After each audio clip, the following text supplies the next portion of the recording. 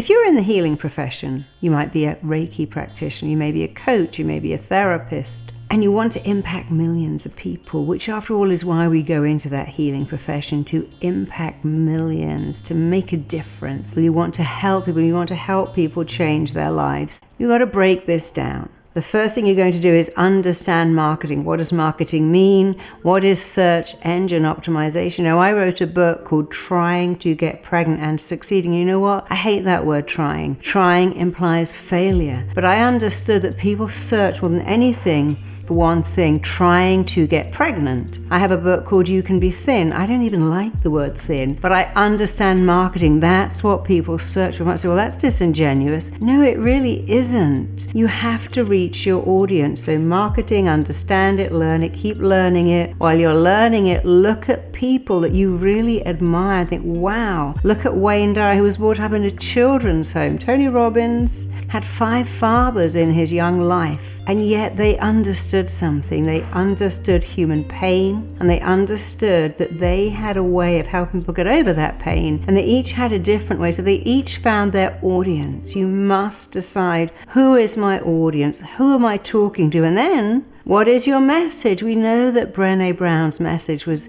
it's okay to be vulnerable, it's good to be vulnerable, it's great to be vulnerable. Esther Perel, can we talk about this? Even Gwyneth Paltrow, she's not really selling anything new, but she has an audience, and she knows her audience very well. So when you know your audience and you've begun to craft your message for your particular audience, what do you do next? Once you've found your marketing, your audience, your message, now you've got to do real work. You've got to pick up the phone and say, hello, would you like to write about me? Often they go, no, I don't write about it. I've never heard of you. Who are you? But many of them say yes. So when I began my life as a therapist a long time ago now, I was very ambitious. I wanted to be the best therapist, the most known therapist. And I knew exactly what that required. It required picking up the phone and asking people, newspapers to write about it, asking magazines to write about it, and giving them an angle. I was very lucky, but actually I made my own luck, because every day I worked with many successful and I understood something. People who succeed do what they do not want to do to get to where they want to be. And I never wanted to pick up the phone and go, hello, is this the Daily Mail? Hey, I just read this article about a child that is now an adult and never remembers her family. She was found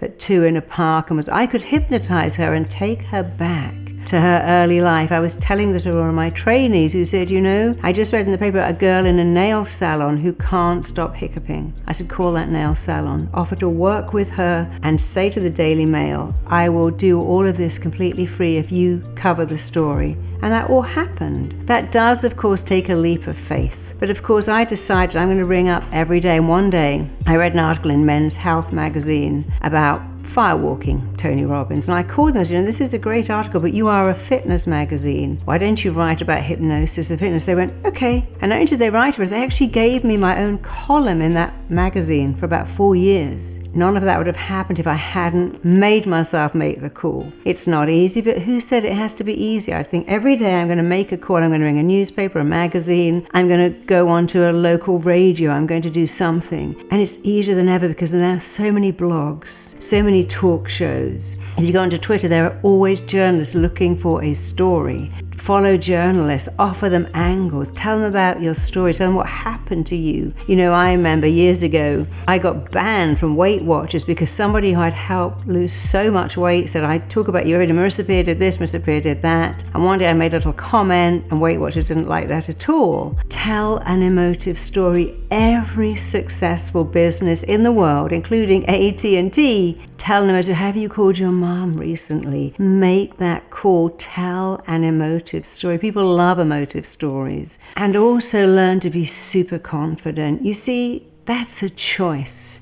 If you're going to be cold calling, practice your message over and over again. Do it with your cat, do it with a mirror. Practice talking about your fees. Some people say, how much? You don't go, oh, it's and you say it really quickly. You've got to be super chilled. You've got to believe, hey, I have got something worth selling. My product is amazing. You must harness in that self-belief. These all take a little time, a little practice, but hey, you get to do that every day. So let me go through the steps again. Number 1, you must learn marketing. Spend a lot of time understanding your audience. If you want to write a book, go onto Amazon and look at what titles are selling. What are people looking for? So while you're understanding marketing, at the same time, understand your audience. Who are your audience? Where are they? What are they buying? What are you selling? Be very clear. What are you selling? And break that down into a niche. It's great to niche. I'm niching in alcoholism or infertility, or maybe you're niching in weight loss or children with depression. But niche, it doesn't mean you can't see people outside your niche, but it means it's easy for you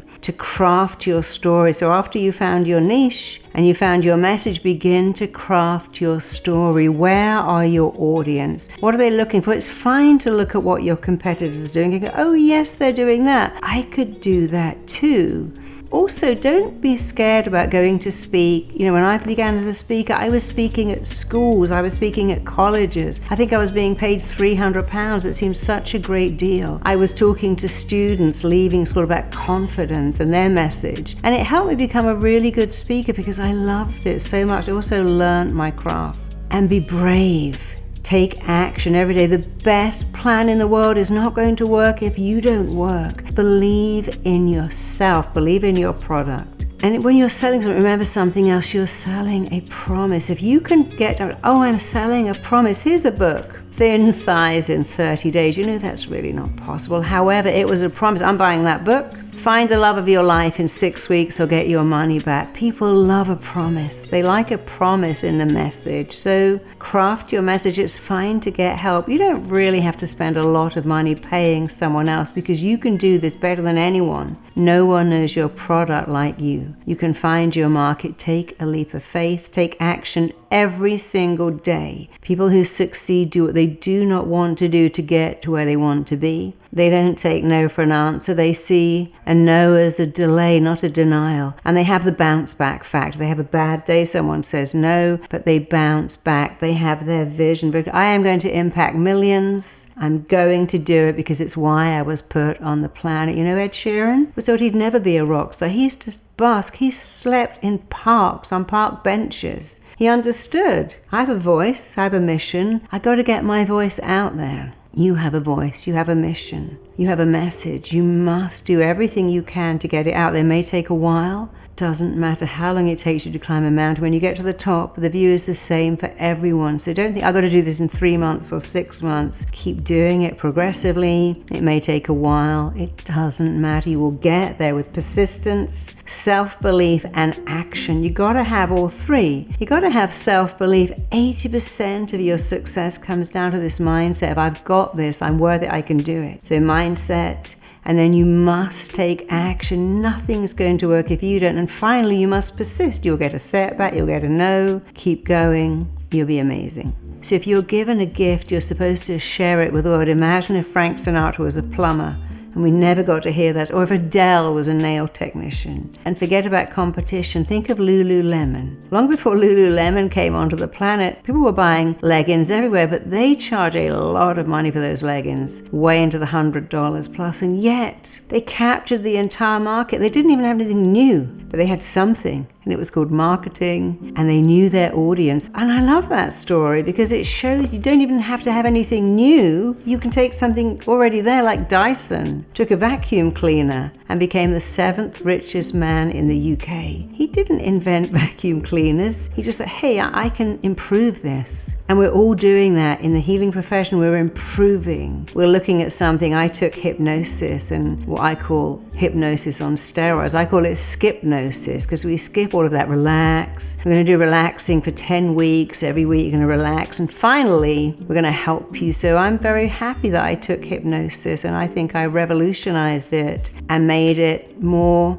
relevant to now because we live in a very fast world. A lot of therapy is good, but it's very old-fashioned and somewhat anti. People want fast, they want immediate, they want to get out of pain now. And I was looking and thinking, wow, therapy should be like every other healing modality. If I go to the dentist, he wouldn't say, well, I know you got a pain in your tooth, but we're going to build a relationship of trust over many, many weeks, and then we're going to fix your tooth. A chiropractor wouldn't say, I know your back is really painful, but we're going to speak every week. And eventually, over time, when you trust me, you're going to get better. And an ER doctor doesn't say, I can see that you've broken your kneecap and that's very painful. Let's build a relationship over time. When I was in New York, I went into anaphylactic shock on the street. It was very scary. I could have died. The only thing I had was my mind. I was telling my mind, stop making all this histamine. And then an ambulance came along and shoved an EpiPen in my leg. I trusted them completely. I didn't even know them. They took me to some weird hospital.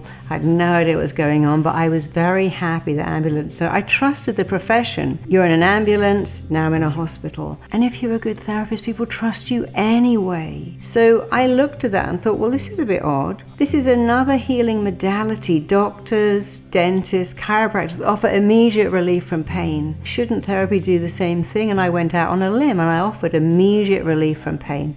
Physical pain, mental pain, emotional pain. I got a lot of flack for that. I didn't care. I still don't care, because I got a lot of people saying, oh, I'm so glad I found you.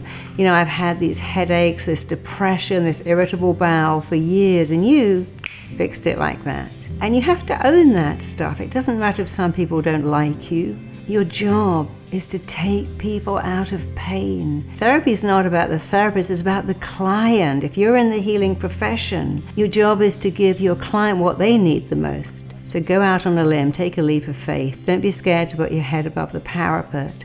Believe in yourself, and you too can impact millions, because you can take people out of pain. We'll turn up, that's all they want to know. Can you take me out of pain? Can you stop the pain of never finding love, the pain of not being able to stop drinking, the pain of having irritable bowel or always blushing? Can you stop the pain? Yes, we can. We should own that and be proud of it. So take that to market. Believe in yourself. Find your own market. Find your voice. Find your USP, your unique selling point. Mine was, I can change people really quickly, and I have very simple techniques like the I am enough movement. It's so simple, and yet its power and its strength is in its simplicity. So I don't make stuff complex, I make it easy. And people like that. I don't think, I need to talk about the neurons or the frontal lobe cortex. I want to simplify therapy, make it easy and fast for everyone. That's my USP. Go and find yours. Be proud of it, own it. Be amazing, because you already are. See you next time. Check out my next video here.